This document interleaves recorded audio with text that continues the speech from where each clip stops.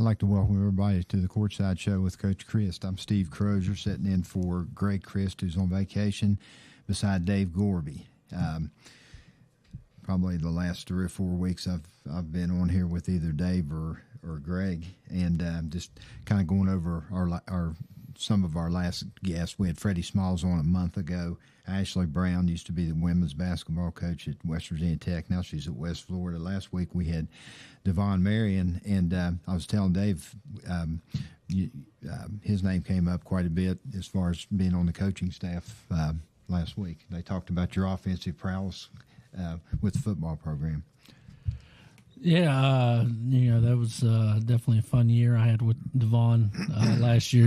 We go way back on, just being Mount Hope guys. But that was definitely fun, and I'm sure that was a pretty good podcast there last week. But like I said, this is Courtside with Coach Chris. We're on so many platforms now. We're on YouTube. We're on Facebook.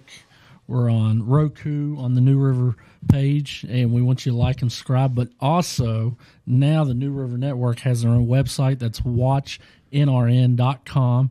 And also, we're on cable TV now. We're on Channel 4 here locally here in Fayette County. That's awesome. That's all Darren right there. That's awesome. Mm-hmm. And that's what I was getting ready to say.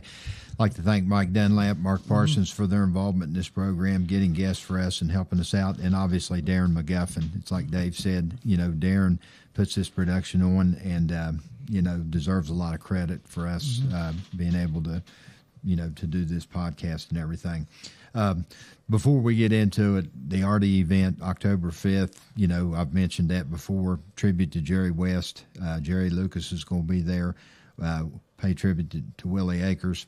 I talked to Coach Williams this morning. Bob Pruitt and Greg White from Marshall are going to show up too and be there.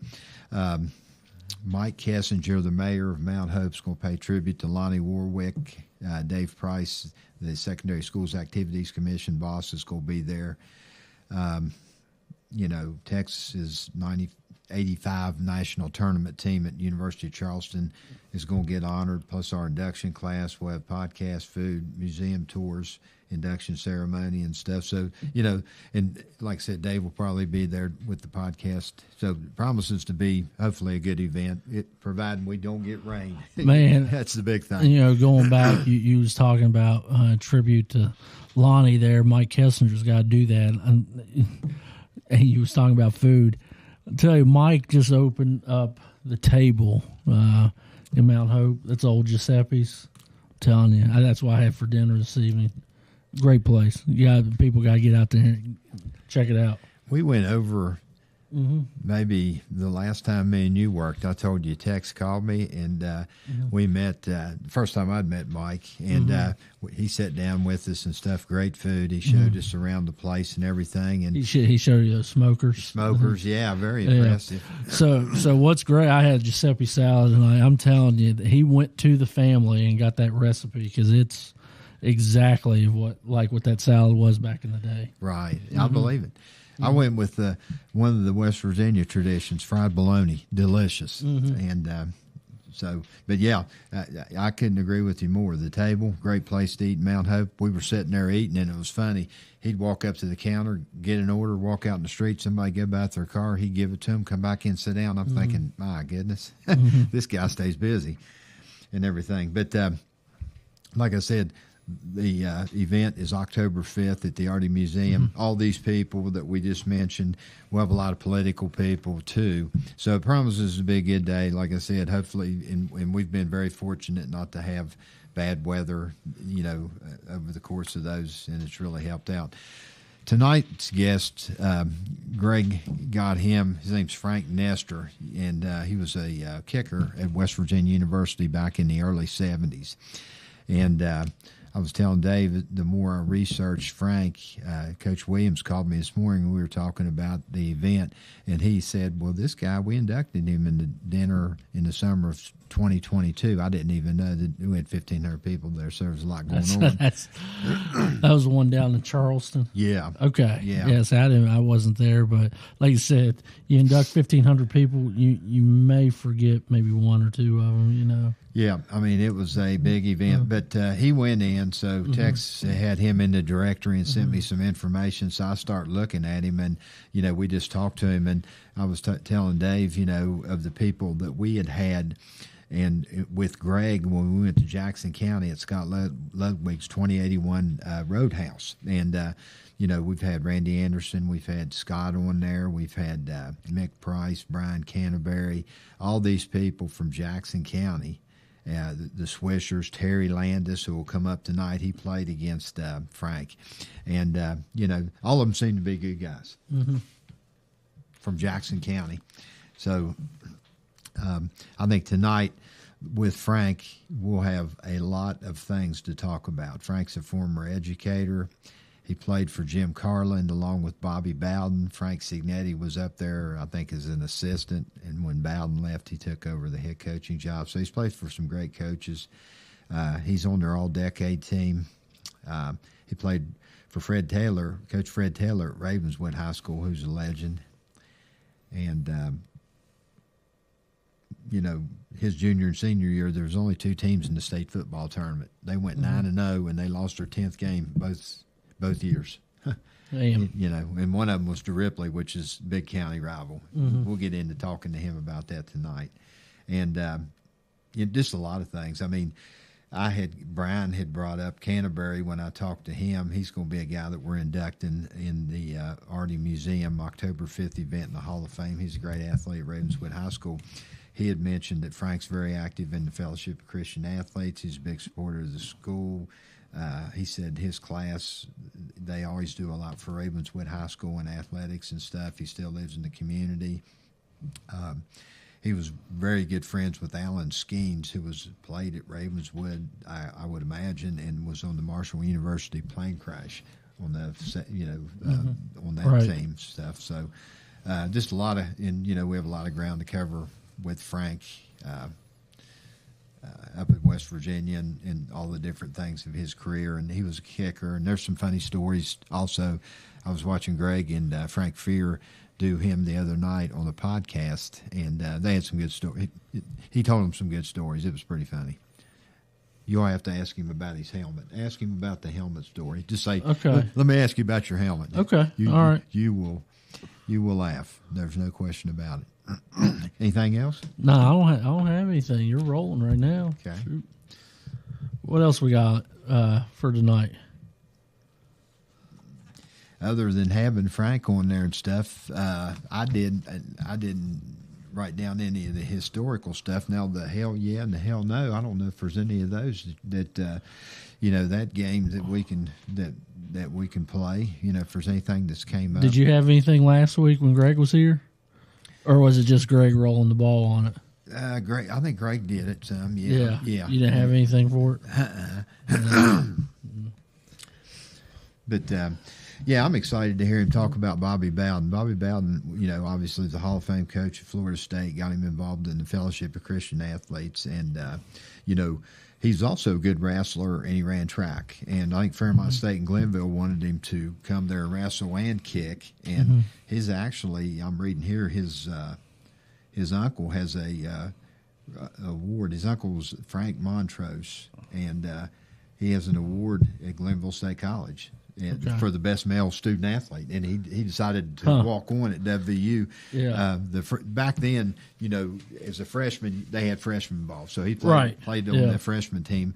They said freshman football coach Dale Evans visited Ravenswood, gave him a tryout, and invited him to walk on. And as they say, the rest is history. He went up there, played on the scout squad, and for a couple of years, and then Jim Carlin left, went to South Carolina, and then Bobby Bowden took over, and they put him on scholarship, I think, second semester of his sophomore year, and then Bobby Bowden made him his kicker, and had a heck of a career.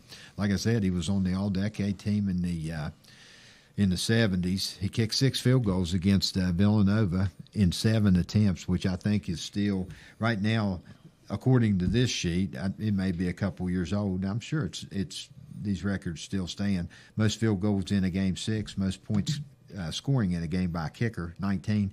Obviously, I've mentioned the all-decade team from 70 to 79. Mm-hmm. So he had a pretty good career, and I think he got injured. He was a running back at Ravenswood High School, and I think he got injured, and then he pretty much, I think maybe it was a back injury or something. I was watching Greg's podcast the other night. It doesn't quite hit me yet, but he got hurt, and he focused a lot on kicking and stuff, and also without glasses, he's pretty much, it says, legally blind without glasses or contacts. He was told by a lot of people, you will never make it as a football player because, of a lot of things. I mean, it sounds like he'd been hurt several times. He couldn't see very good. You ask him about the helmet story. They couldn't even get him a helmet. Okay, all right. Up there and stuff. But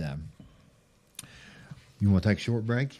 Yeah, we can go to break. I'll say it again, like I said, get on our Facebook page, New River Network, Courtside with Coach Crist. Give us a like on there. Also on YouTube, New River Network. Give us a subscribe on there. And that just helps us out, people. We just need this to grow up a little bit, and we've been doing that over here the past few years. And like I said, Darren has us on cable this evening, so that's definitely a big step that he's been working on. And, it's all good here at New River Network. Shoot, yeah. More notoriety we can get, and like Dave said, the more support you can give us, hopefully we can deliver a good product, and things will keep going forward. Well, I'd say we'll go to break here, and we'll probably have Frank on after we come back. So here we go. We'll be back.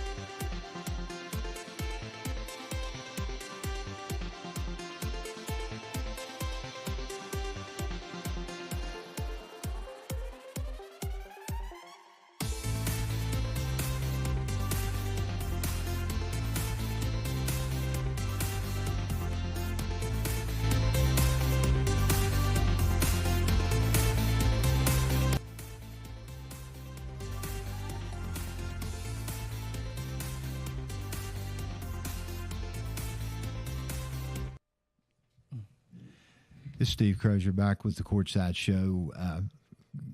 great Crist, me and Dave Gorby. Tonight, our guest is former West Virginia kicker Frank Nestor, and just me and Dave were reviewing the notes and stuff. I spoke briefly with Frank, and I think tonight's going to be a really good interview. We have a lot of ground to cover with Frank, and just a very interesting career. And I had listened to Frank. He was on with Greg and Frank Fear the other night doing some research, and it didn't dawn on me. And I just told Frank, I didn't know you were from Ravenswood. So once I had told him that, and then this podcast, that we had put together, like Greg, we had went to Scott Ludwig's 2081 Roadhouse and had Mick Price and Terry Landis is the guy. I don't think I mentioned that to Frank. We've had the Swisher brothers, Randy Anderson, Brian Canterbury, just a host of people. And, and like I said, once I found out Frank was from Ravenswood, we'll have a lot to talk about tonight. So can you hear us, Frank? Yes, sir. Okay. This is Steve Crozier. Dave Gorby's to my right, and you're on the podcast now. Welcome to the show, Frank. Well, thank you very much. I really appreciate it. I was telling Dave I listened to your podcast the other night with Greg and Frank Fear, about half of it. And before we get started, I told Gorb to ask you about the helmet story. I got tickled just listening to that. It was amazing. No, I thought I was supposed to ask the helmet story. You are. Yeah, but you just asked it. All right, Frank, can you give me the helmet story just right off the bat, please? Yeah, sure. You want to see that thing? Yeah, go ahead. Put it up on screen. Okay. Man. Yeah. I'm gonna get my beautiful wife here to bring that over to There you go, teamwork right there. Well, she was a cheerleader at West Virginia University. I mean, couldn't go wrong. Smart, athletic, smarter than me, that's for sure. Thanks, Dan. Appreciate it. Okay, well, this is the helmet. And, the story behind it is basically kind of weird, but we'll get through that. When I went to West Virginia University, I was a walk-on, and so when I went, I did like everybody else. I showed up and kind of surprised the coaches that I was there, and I told them I wanted to be a kicker, and they kind of looked at me and said, "Well, we need bodies, so you can come out," and didn't give me a real good, yeah, we're going to let you kick. But they said I had a chance. So I went out. Everybody else went out, mostly scholarship players. I was non-scholarship, of course. And we went out to practice at the mile ground. And we went through tackling drills. And it was basically form tackling.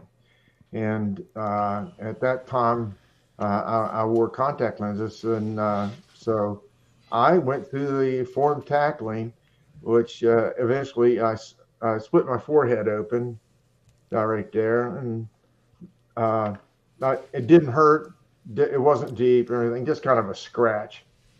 But one day, Coach Evans, and this is basically the first week, and as a matter of fact, that was in '69 was the year they put down the AstroTurf at Morgantown. So it was a real experience for those varsity players. But Coach Evans said, let's go in and see how the big boys practice. And so we piled in the buses, went in, and I think one of the things that Coach Carlin instituted was, if you're on Mountaineer Field, your helmet better be on. Well, I didn't have one. We all went in. Everybody was on a knee or standing around, but I was on a knee right out in front of everybody. And Coach Carlin, he started at one end. He just came down and he was sizing everybody up. And he got to me, and I knew I was in trouble because I didn't have a helmet. And he said, son, where's your helmet? And I said, sir, we don't have a helmet here for me. and Carl Roberts was the equipment manager. And Carl was he was a nice old fella. I really liked him. A lot of the players, didn't get along with him well, but because of course they didn't have as well as I did. I only asked for some socks, and that's about it, But his Coach Carlin's comment to him was, "This boy says we don't have a helmet here small enough to fit him." And Carl said, "That's right." And then Carlin said, "What's your name?" And I said, "Frank Nestor." And he said, "Where are you from?" And I said, "Ravenswood High School." And then he said, "Oh, Fred Taylor." Thing was, in the spring, in May, Carlin came down to Ravenswood to speak at our all sports banquet. So he was familiar with Coach Taylor, and so he told Carl, he said, "Will you get on let's kind of back up." He said, "What color were your helmets?" And I told him white. And that's what the Mountaineers were wearing at the time. And he said, "Well, Carl, you get on the phone. This boy had to have a helmet down there to fit him, and you get his helmet up here." Well, guess what? 2 days I had a helmet. And anyway, this is it. And how I ended up with it was, after playing with it for a couple of years, my head swelled up, like it would in college. And I was playing, and I got a helmet and turned this one in. Well, my last day there, when we were cleaning out our lockers, Carl said, "Hey, Frank, come here. I got something for you." So I didn't give it any thought what he might have for me. So I went back to the equipment room, and he went in the back, and he walked out, and he put this helmet up on the table next to his door, and he said, "Hey, this is for you." And I looked at it, and I said, "What do you mean this is for me?" He said, "Well, you remember you didn't have a helmet when you got here, and this is the one you wore for a couple of years, and here it is. This belongs to you. It doesn't belong to WVU." And so he gave me this helmet, and I've had it ever since.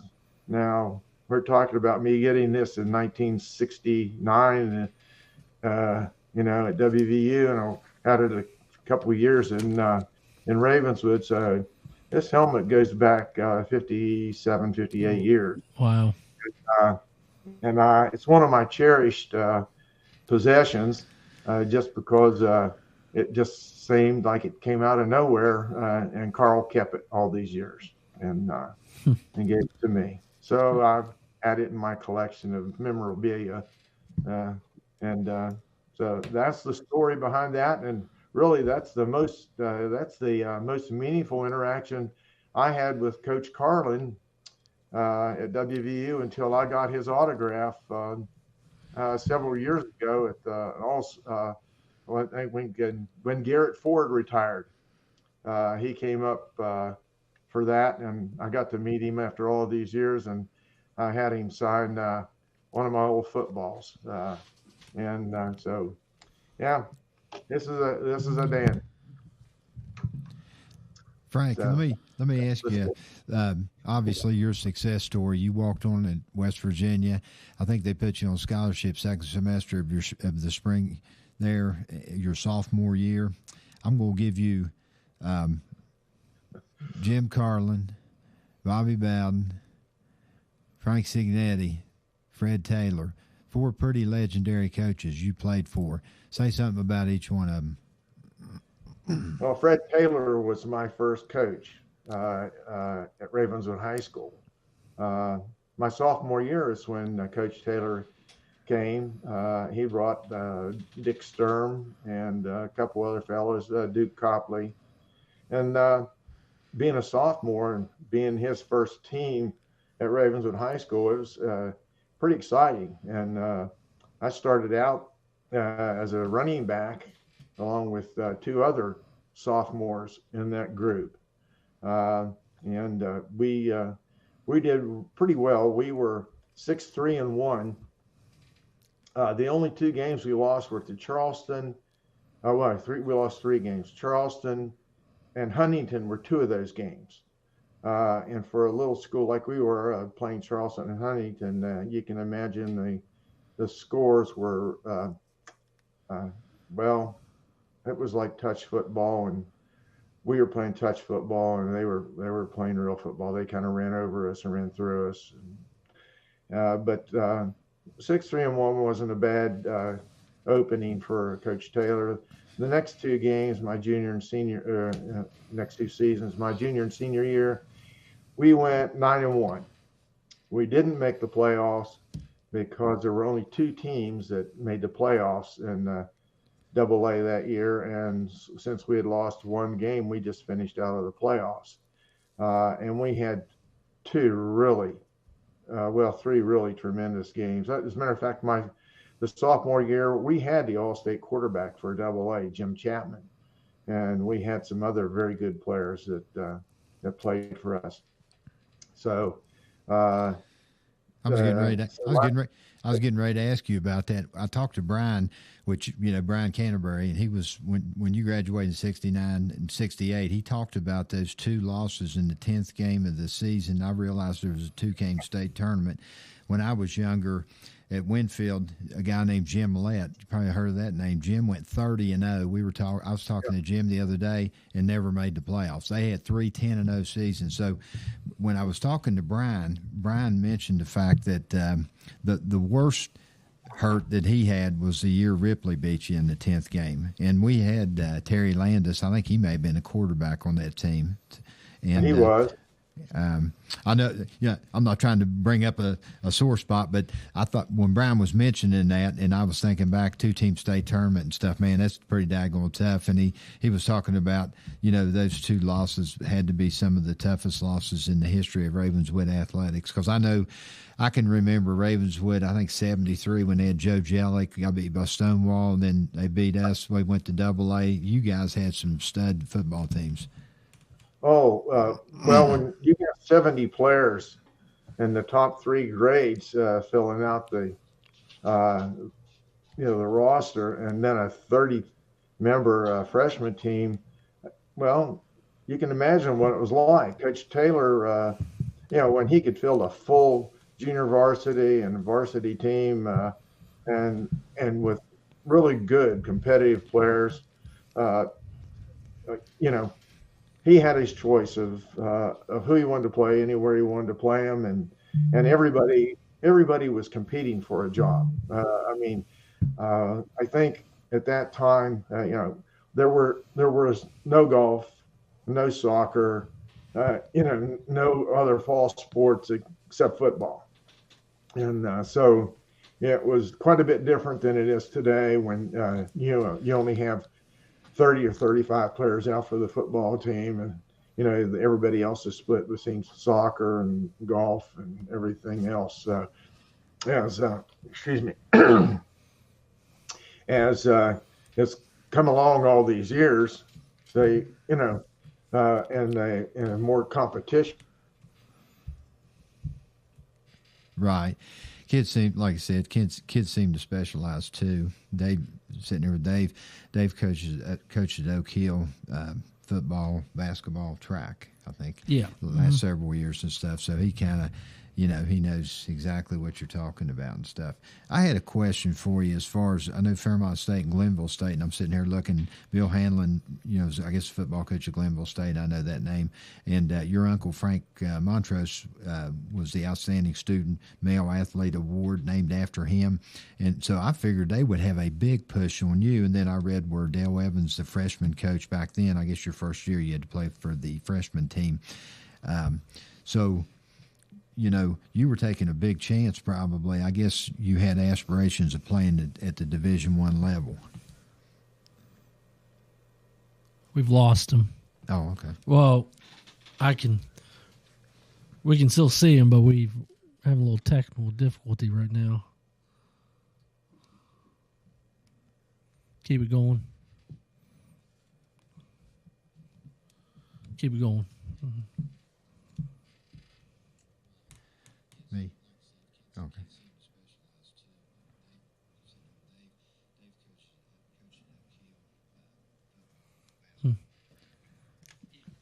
Go ahead. You Go want to ahead. keep talking? Yeah. Okay. Do we have Terry back or no? Is he still on, Darren? Okay. Yep. All right. Yep. Sorry, folks. We had a little technical difficulty. Looks like we lost Frank there for a second, but we're going to get him back. Huh? Yeah, let's go to commercial here. Good idea. See if we can get this problem fixed. All right, folks. This is Steve Crozier, Dave Gorby here on New River Network. This is the Courtside with Coach Crist show, and we will be back.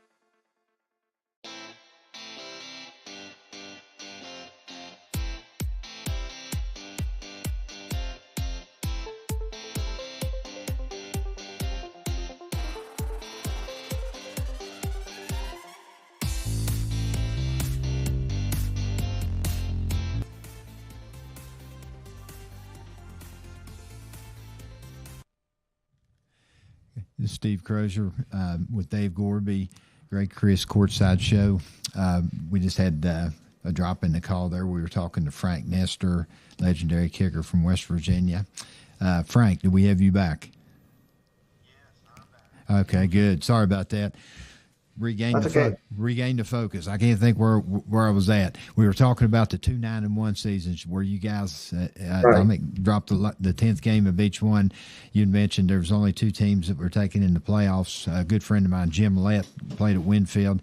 Jim said they went 30-0, 3 10-0s, and never went and stuff. So I can just imagine how heartbreaking it was as far as those things. But those are great seasons. You win 90% of your games. Yeah, well, that was tough. But my kicking career started on a real ominous note. Though I was injured my sophomore year after being a running back, and I had a hip pointer, and that kind of curtailed my career as a running back somewhat. And Jim Chapman was our place kicker, and he had hurt his hip and couldn't kick. And so against Point Pleasant, we scored first, and I went out and attempted extra point, and it was blocked. That was the only attempt I had made my sophomore year. And so I practiced more, and Coach Taylor was very forgiving because even though we went 9-1, I was only 24 out of 36 on extra points. But then when you score as many points as we did, I guess you could, forgive the 12 that I missed. Miss a couple. Yeah. And my next year as a senior, I kicked 34 out of 37 extra points. So, then I guess it was a little bit like, okay, I can do this now. But I just want to mention that the guy who really inspired me to get into kicking, his name was Kent Alfred. He suffered a stroke here a couple of weeks ago, and I haven't had a chance to see him, but I've told him in the past. I remember I was like 10 or 11 years old, and I was down there watching the Red Devils play, and I saw him kick an extra point, and it went through my mind, I can do that. And so I kind of set my sights on doing that, and I'd have to tell you, in high school, I never kicked an extra point or field goal to win a game. But guess what? That carried on through my college career at WVU. I never kicked an extra point or a field goal to win a game.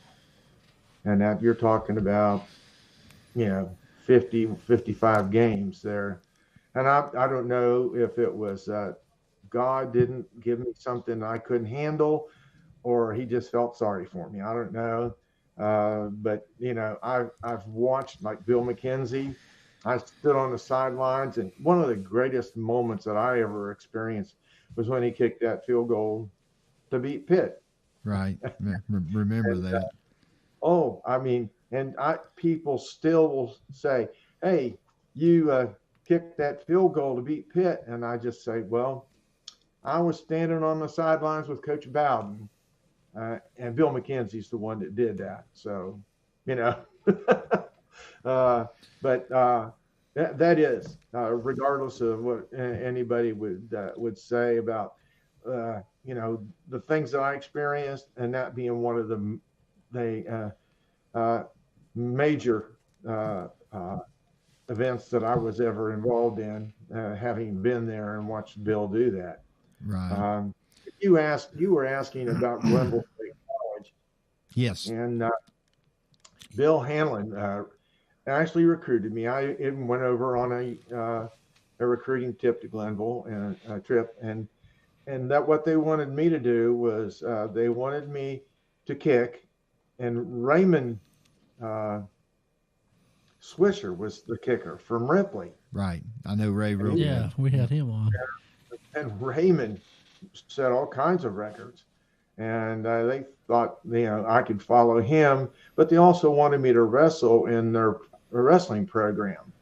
And I thought, well, I'd think about it. And you're right, they dangled that carrot out about my uncle Frank Montrose having that award Right. in his name being honored, and it was kind of like, I don't know. And Bill Hamlin, by the way, was one of the first athletes to receive the Frank Montrose Award, and I thought, well, I'll think about it. That's kind of where I was. But then Coach Kerr from Fairmont State came down, and it was the other way. He was recruiting me to wrestle, and then on the side I could Kick. kick. Right. But what changed all of that at that particular time that I made up my mind was when Carlin came to speak at our all sports banquet, and they were down here to sign Butch Rourke to come to WVU, and I sat at the same table with Butch and his family and my mom and my dad and Coach Marshall, I believe, was the name of the coach that came down with Coach Carlin. And anyway, my dad struck up a conversation with Coach Marshall and was asking him about, do you all recruit kickers? And he just flat out said no. He said, we usually have somebody that's already on scholarship that has that skill, to take place and do double duty that way. And so my dad said, but would you be interested in looking at somebody? And he said, oh yeah, we're always interested. And so Coach Marshall said, well, I'll have Coach Evans give Coach Taylor a call down here and maybe come down and, Frank can go have a workout. Well, about 2 weeks, Coach Taylor called and said, come on down here. He said, Coach Evans wants to see you, out on the field. So I went out. I thought I did what I considered a pretty good job. And apparently he did too. And so he said, we'll invite you up, but I can't guarantee you anything. And that's kind of the way he left it. I hadn't even applied to WVU at that point, except that Coach Needham, the wrestling coach at WVU, had told me that I could start for WVU as a wrestler. The only problem is Coach Needham said I had to lose 17 pounds. Mm. I knew that was out of the question, but I went to WVU, and Coach Needham saw me when I was registering. He said, hey, you made it up here. He said, are you coming out for wrestling? And I told him no, I was going to go out and try to be a kicker for the Mountaineer football team. And he said, well, if you ever don't make it there, he said, I still got a place for you. But that's kind of went out for the Mountaineer freshman football team. And of course, that's what we had, just freshmen all together. I mean, some of the guys that came in that freshman class ended up being starters on the varsity and, represented themselves very well and made inroads to be starters. And I just felt like it was really neat for me, except that they told me they needed bodies and I was going to be a defensive halfback. So I, like I said, went through we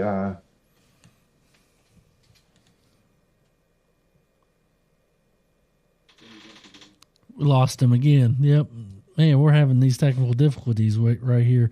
We're not losing the picture. We're losing the audio to Frank. So I guess we're going to go to break here again and see if we can solve this problem out. Okay. Sounds good, Dorb. This is Steve Crozier and Dave Gorby here on the Courtside with Coach Crist, and we will be back.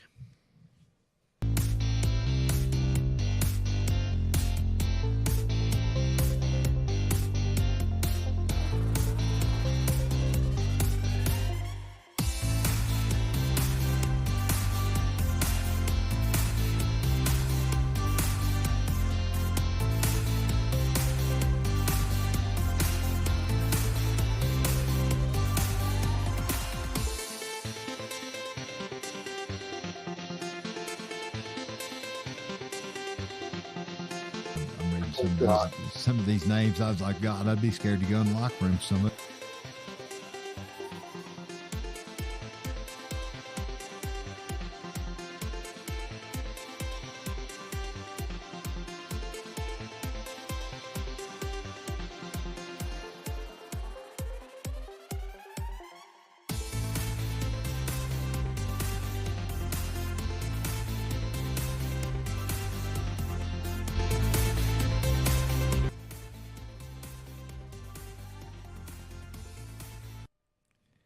It's Steve Crozier back on the Courtside Show with Dave Gorby. We've got Frank Nestor, legendary kicker from West Virginia University. And I was talking to Frank. I want to read a couple of things. I want to read these Mountaineer records that are probably still current. This is probably a year or two old. Field goals made in the game 6. I know you kicked those against Villanova in 7 attempts. Points scored by kicking in a game 19, which I'd say that's pretty going to be pretty tough to beat. Named to the WVU Mountaineers All-Decade Team 70-79. That has to be, that's a big honor right there. Now, what I had mentioned, and Frank spent a couple years after that, I guess probably finishing his degree or getting his master's degree, and he helped Bill McKenzie, who he had mentioned. Bill kicked a big field goal there and beat Pitt 17-14.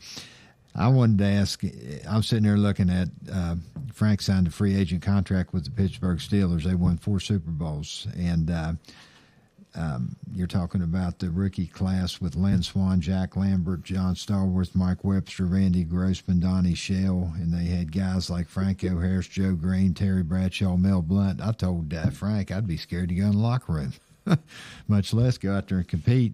It looks like he had a pretty good preseason. Well, I got clipped on a kickoff by one of the big up men for the New Orleans Saints, and that really put a damper on my kicking career with the Steelers, because I was competing against Roy Jarella, right? Who had his own cheering section, Jarella's Gorillas. Yep. So anytime I went out onto the field, you could just hear them chanting, that they wanted Roy out there. And he and I became pretty good friends as far as that goes. We actually looked quite similar because we had a kind of similar hairstyle. We both wore wire rim glasses. He kind of outweighed me a little bit. He weighed about 205. Wasn't a whole lot taller than me. And I weighed about 180. And I know that one of the comments that Terry Bradshaw made in the locker room to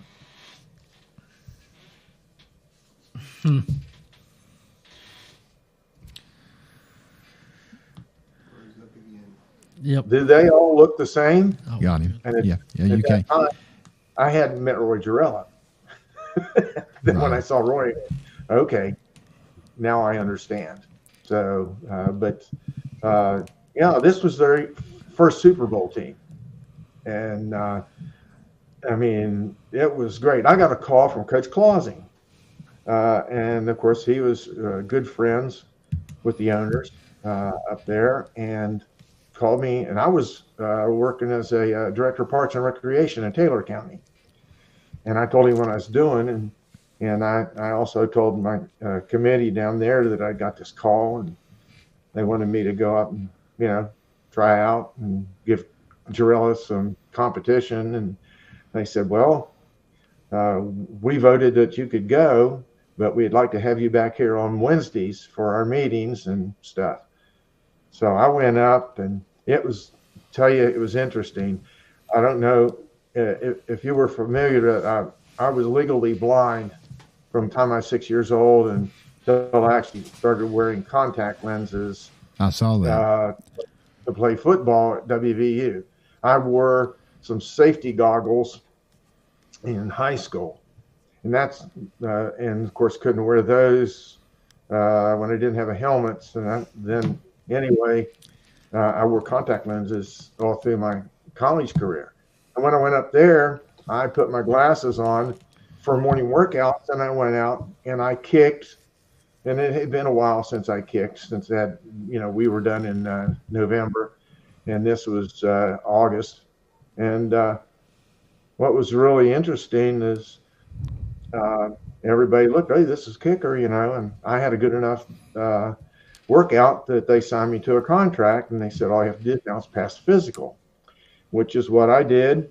And then I came back for the afternoon practice, and I put my contact lenses in. And I went out, and I was kicking, and they had the steel curtain rushing, and I didn't give it any thought about being a steel curtain. I didn't know all those guys up there at that point in time. Right. But L.C. Greenwood was rushing from the right the right side, and his left, and he said, "How you doing that? How you doing that?" And he was all the time talking, but and I said, "Well, being, I guess I was being a smart aleck. I didn't know what he was literally talking about. I said, center snaps the ball, and the holder catches and puts it on the ground, and I kick it." And he says, "No, no, no." He says, "How you doing that?" And he was pointing at his eyes. He said, and I thought, oh, and he said, "Must be radar." And that was my nickname. I saw that. Yeah. When I was up there. And that was like, oh gosh, and I kind of, became one of the guys after that. And I sat next to Joe Gillum, who ended up being the starting quarterback for a few games until Terry Bradshaw got his act together. And I'll tell you about this. One of the, we were in the eating lunch one day, and the nuns cooked all the meals, so there was no swearing or anything in the lunchroom. And it was, all the guys went in. They were gentlemen, everything. They sat down. The hazing was, we had to sing our fight song, and Mary Had a Little Lamb and all that kind of stuff. But the guys asked everybody to go up. Well, Ernie Holmes, who was described as the meanest man in professional football back then, asked me to sing. Well, I knew I was going to go sing. So I knew Lynn Swan, a boy named Ulysses, and another fellow I can't remember. We got up and we sang a couple songs. Went back, going to finish my meal, and I did. And I got up to leave, and Ernie says, "Hey, where are you going, boy?" And I said, "Well, I finished my meal. I'm going to go take a nap before afternoon practice." He said, "No, you're not." And I said, "Well, I finished. I'm going to go." He says, and he started to get up. And I was like, oh. So I turned around, and he said, "You come here." And Gillum put his hand on me, Ernie Holmes, and said, "Ho, settle down a minute. Let's sit down and let's talk about this with my homeboy." Well, I'd never heard that term before, homeboy, referring to me and anybody else that I knew. So I came and I sat down, and Joe entered, and he was the attorney for me, I guess. And he said, "Ernie," he said, "did you ask Frank to sing?" He said, "Yes." "Did you ask him to sing solo?" And Ernie said, "No." And he said, "Well, Frank has already sang a song with the guys. And so we need to figure out how we're going to settle this." So he said, "Because he's not going to get up to sing solo. You didn't ask him."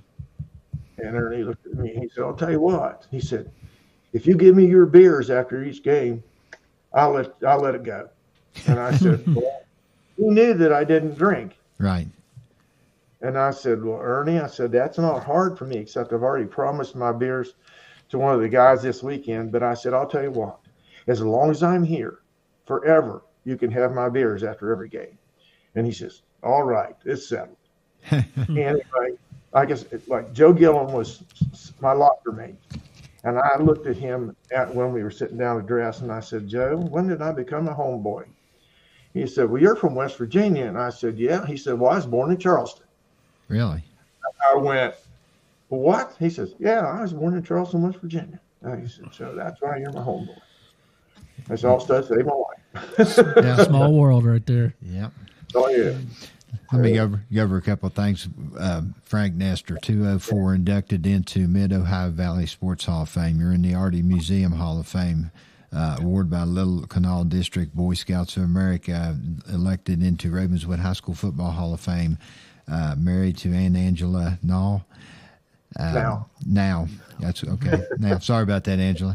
44 years, very impressive. Jeremy, age 38, 2 children. Stephanie, age 36. Also represent, obviously, the Montrose family at the presentation ceremony. Frank Montrose Award at Glenville State College. Very impressive career. We're closing in on time.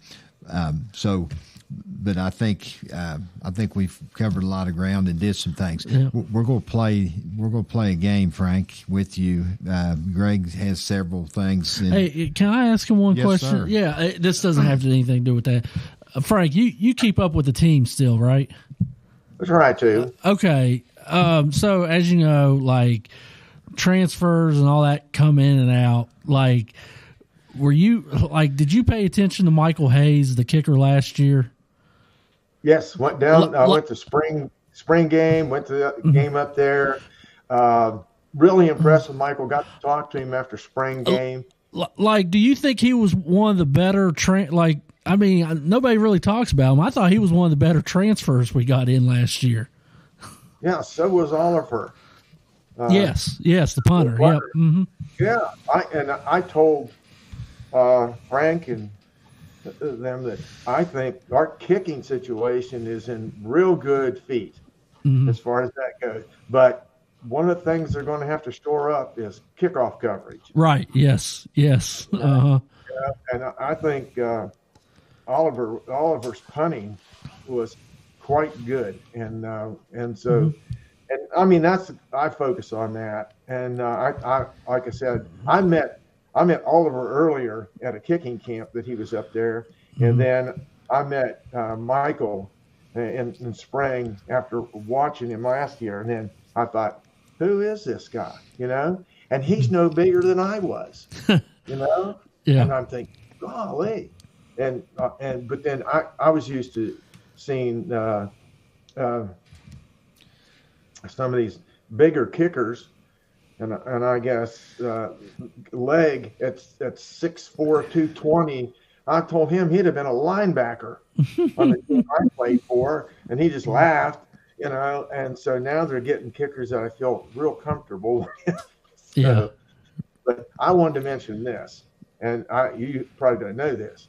I had a cousin who played for the Mountaineers, and he played in the early 50s with Sam Huff and Freddie Wyant, and scored a winning touchdown against Penn State in 1954 and was leading rusher for the Mountaineers in 52 and 54.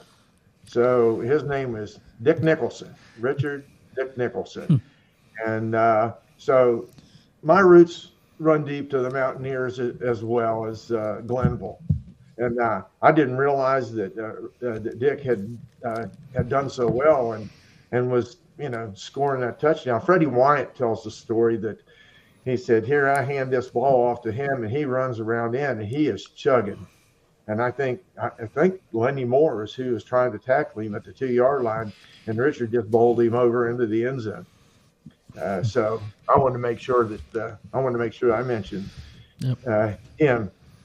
Because of his association with the Mountaineers and being my cousin. Yeah, I saw that in my notes. I had that. I just kind of skipped over it. And like I said, Huff, White, Bobby Moss, Marconi, Bosley, Lamone, Lathy, all those guys. Yeah, very impressive. And we could talk for hours. We're running out of time. Now, I'll tell you what we'll do. Is next time we go to Scott's Place, and I want to get more into the evolution of kicking. And I'm sure you just got some balls kicked on your own and self-taught yourself and stuff. Now these guys have all kinds of advantages, but we got to finish up. We play a game. Coach Crist has shoot to three questions, and just try to answer them to the best of your ability. Frank, first one is: if there was a movie about Frank Nestor, who would play Frank? What movie star?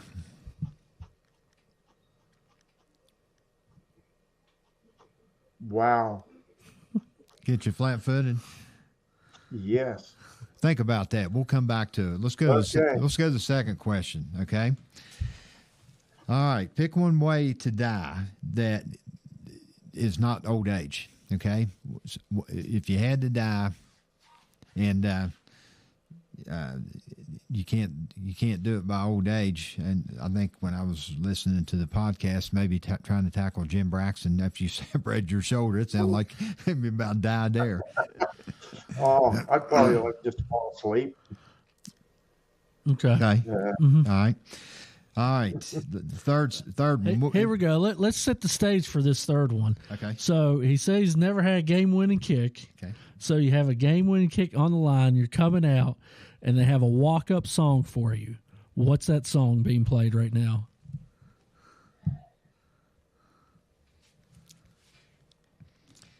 One Moment in Time. There you go. Okay. There you go. We had Freddie Smalls on here about a month ago. His was "Take Me Home, Country Roads." Oh, And I think a lot of Mountaineers, Coach Chris said, say that and stuff. Back to the movie. Who's playing Frank Nestor? Any ideas? let's see. Who played Han Solo? Harrison Ford.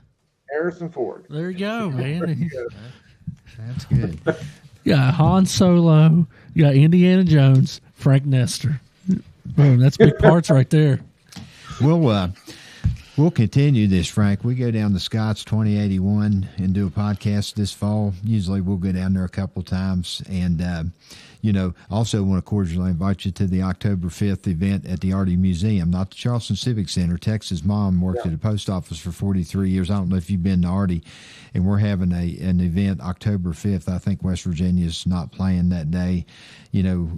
Probably a little more intimate, maybe 300 people as opposed to 1,500 people, that we had there at the Charleston Civic Center. But if you can come, I know just talking to Tex this morning, he would love to have you up there.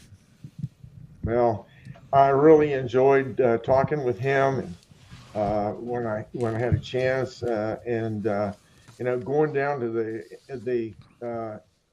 the introduction when I couldn't believe all the people that were there and right. people that I knew. Right. Wow. What a wonderful organization he has, and looking back at everybody that he knew was just amazing. Well, I'll tell you what, on my induction list this time, I had Jim Mahan. I got Brian. Brian's going to get inducted Canterbury. But I think Jim might be having surgery or something, couldn't do it. But, Randy's, I think, was inducted, him and Mick, when you were at the dinner and stuff like that. So we have a strong contingency of Jackson County people. And, like I said, we go back to Scott's. We will definitely call you and get you on, because I'd like to get more into the kicking and how things were back when we're playing, as far as having to probably teach yourself a lot of things and everything, and then how much everything is come full circle now with all these kids having all the opportunities and advantages that they do. Gorb, anything? Well, you got Bill and I really didn't have any coaches per se, right? And I mean, we had three different coaches. I had Coach Buckley when I was sophomore year, but he was a defensive back. Right. Then I had Coach Clausing, and then it went between Coach Bowden and Coach Clausing. But basically, that was, if I did well, I was Coach Bowden's. If I didn't do well, Coach Clausing. But it was, I'll tell you, having played with the Hall of Fame coaches, Fred Taylor, Coach Clausing, Coach Signetti, and Coach Bowden, who gets to do that? Right, exactly. Yeah. Carlin too. He wasn't bad. Yeah, absolutely. Yeah. But we're running short on time, and like I said, I appreciate and we didn't even get into everything, Frank. Your teaching career, some of the things that you did professionally, but just talking to some of the people, Brian Canterbury and some of these people back in the community, they had nothing to say but high praise about you and living there, giving back to the community. Wonderful career with West Virginia. Gorb, anything? No, it's been a great interview, and appreciate you being on the show this evening. Well, I want to thank you guys. You're giving us old people an opportunity to remember, reminisce, and bring back names of guys that we haven't seen in a long time, and tried to get up to WVU and get to see them. I mean, I saw Andy Peters and Dave Jagman and a couple of three other guys that made it up to the Mountaineer Field there for spring game. And we look at each other and say, how did we get here? Yeah, we'll have to get on Ren Baker, get get you some Neil money to buy you a good helmet, and stuff, instead of getting one from Ravenswood and having to fix it up there and stuff. That's amazing. I'm sure he'd be surprised that happened. Yeah, right. Yeah. Mm-hmm. But those are the things that have put the kids in the position that they are now, the sacrifices that you guys made back then and everything. And, this NIL and this transfer portal is, it's made it tough. Yes. On a team like West Virginia, because they're talking about when you bring somebody up Mountaineer Field or WVU, it's kind of out in the middle of nowhere. The university makes up the whole town, and so trying to recruit people, and they say once they're here and they get involved in the program, they don't want to go anywhere else. But you got to get them here and keep them here for a while. Right. And then you find out that country roads, West Virginia, it's almost heaven. Yep, no question. But Frank, we appreciate it. And like I said, we'll have you on. We get Coach Crist back from vacation. We'll have you on, down there at 2081, and we'll continue this. We really appreciate having you on and you taking the time for me and Coach Gorby. And have a good rest of your evening, Frank. Well, I appreciate it. Like I said, what you do is, is really neat, and bringing us back to those old memories. And like you're right, we need to get together with all the older fellows, and it's when we sit there and we're looking and going, they're not with us anymore, and right. So we get to do this. Yep, no question about it. Okay, like Smith and those guys. Really appreciate it. Yes, sir, Frank. We appreciate you. And like I said, look forward to talking to you soon. You got the cordial invite October 5th up at the RD Museum, and hopefully we'll run into you this fall. Frank Nestor, West Virginia legendary kicker. Thank you, Frank. And with Dave Gorby, this is... let's let him go. Okay. Let's go ahead and let him go. All right. Yep. All right. So what we need to announce here in Fayette County, since this is on cable TV now here in Oak Hill, West Virginia, Darren wants to announce this Sunday evening at 6 o'clock, Oak Hill High School having their Meet the Teams of the fall sports Sunday evening at the lively amphitheater there in downtown Oak Hill. Yeah, definitely come out and support the Red Devils. We had Devon Marion on last week, and like I said, he talked a little bit about Dave and contributions that he made, from a coaching standpoint and stuff, and just seemed like a real high energy, positive type guy, from just talking to him. Well, I'm sure he's definitely ready to get the season here. They'll have his second scrimmage either tomorrow evening or probably Saturday morning, one of the two. I'm not real sure. Obviously, something was, I guess it's kind of known now that I'm not out there. I kind of had to make a little change in life. I do miss it. I just didn't want to make a big deal about it because it's still about the student athletes. Sure. So that's why I didn't really say anything, but definitely good luck to Coach Marion this year. Oh, yeah, no question about it. And just like, with Dave's, how many years do you coach, Gordon? So I did football 13 years. I'm still basketball 17 years. I've done track 4 years. So we'll see on the other sports, but right now I'm not doing football. Right. Well, I was going to say 17, 13, and 6 or 7, it's in your blood. Yeah, You'll come back at some point. Yep. You're vested. But are we good? Yeah, we're good. Okay. We're good. Another good show. That interview went quick. I mean, you worried about what we got to talk about, and the interview, it went and we got over with it. It was a good interview. Another good guest, good show. Good seeing you, Crow. You know, you too, Gordon. I can't remember last time I seen Coach Crist. So yep. Well, Greg sent me some notes, and I thought I was in good shape. I watched his and Frank's podcast, and then he sent me sent me some information, and then text called me this morning. I thought, I know more about Frank Nestor than Frank does, and everything. But those guys really helped a lot. And it's good seeing you, Gorb, and Darren, great job. And next week, I guess Coach Crist will be back, and this is Courtside Show with Steve Crozier, Dave Gorby. Until next week, everybody have a good week. See you.